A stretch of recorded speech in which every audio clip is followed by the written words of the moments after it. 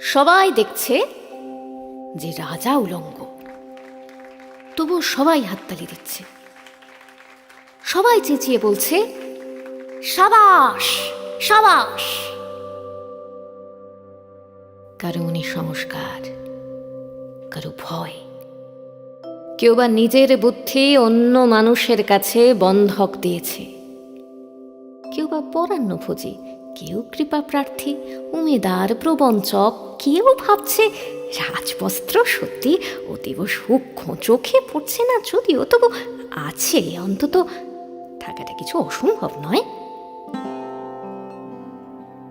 গল্পটা সবাই জানে,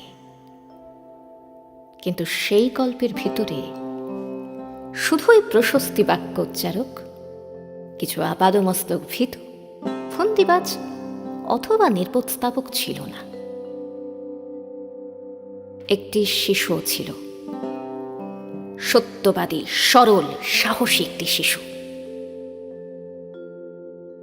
নেমেছে গল্পের রাজা বাস্তবের প্রকাশ্য রাস্তায়, আবার হাততালি উঠছে মুহুর্মুহ, জমে উঠছে স্থাপকবৃন্দের ভিড়, কিন্তু সেই শিশুটিকে আমি ভিড়ের ভিতরে আজ কোথাও দেখছি না।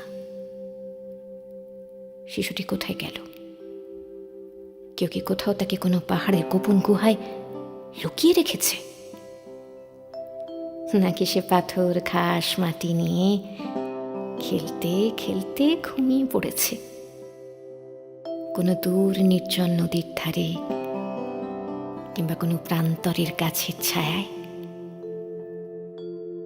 যাও, তাকে যেমন করেই হোক খুঁজে আনো।